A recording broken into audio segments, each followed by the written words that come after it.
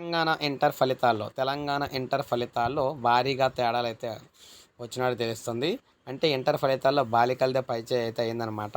Supplementary పరీక్షలు ఎప్పటి నుంచి అనేది కూడా మనకైతే ఇన్ఫర్మేషన్ అయితే ఇచ్చారు. తెలంగాణ ఇంటర్ ఫలితాలు విడుదలయ్యాయి. ప్రభుత్వ సలహాదారు కేశవరావు విద్యాశాఖ కార్యదర్శి కలిపి వీటినైతే విడుదల చేశారు.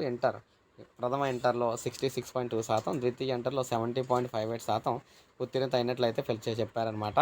ఈ ఫలితాల్లో ఈసారి కూడా బాలికలదే పైచేయి అయితే అయ్యింది.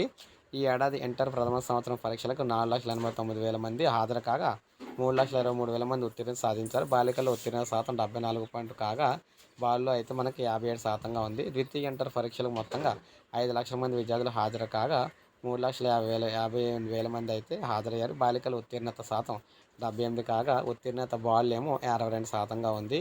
ప్రథమ ఇంటర్లో 66% ఉత్తీర్ణత నమోదు కాగా జనరల్లో 66% వరకు వొకేషనల్లో 59% ఉంది. ద్వితీయ ఇంటర్లో 75% ఉత్తీర్ణత నమోదు కాగా జనరల్లో 75, వొకేషనల్లో 72గా ఉంది. ప్రభుత్వ జూనియర్ కాలేజీల్లో ఉత్తీర్ణత శాతం బాగానే ఉంది. బీసీ వెల్ఫేర్ కళాశాల ఇంటర్ ఫస్ట్ ఇయర్లో 86% ఉత్తీర్ణత నమోదు కాగా వొకేషనల్లో 96%గా ఉంది. ద్వితీయ ఇంటర్లో 90% నమోదు కాగా వొకేషనల్లో 98%గా ఉంది.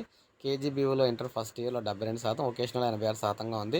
సెకండ్ ఇయర్లో 82%, వొకేషనల్లో 94గా ఉంది.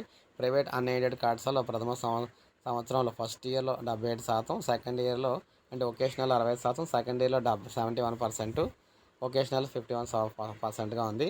సోషల్ వెల్ఫేర్ కళాశాలలో ఇంటర్ ఫస్ట్ ఇయర్లో ఉత్తీర్ణత శాతం 77%గా సెకండ్ ఇయర్లో 86%గా ఉంది. పెరిగిన ఉత్తీర్ణత శాతం గత 5 ఏళ్ల లెక్కలో ఈ విధంగా అయితే ఉన్నాయన్నమాట. సో ఏదేమైనా మళ్ళీ మహిళే వచ్చారు. అయితే సప్లిమెంటరీ పరీక్షలకు సంబంధించి షెడ్యూల్ కూడా ప్రకటించడం అయితే జరిగింది. సో పరీక్షల రీకౌంటింగ్, రీవెరిఫికేషన్కు 13 నుంచి 20 వరకు అవకాశం ఇచ్చారు. అడ్వాన్స్డ్ సప్లిమెంటరీ పరీక్షల కోసం ఫీజు చెల్లింపుకి ఏప్రిల్ 13 నుంచి 20 వరకు అవకాశం ఇచ్చారు. మే 13 నుంచి అడ్వాన్స్డ్ సప్లిమెంటరీ పరీక్షలు ఉంటాయి. 2 సెషన్లో పరీక్షలు ఉంటాయి.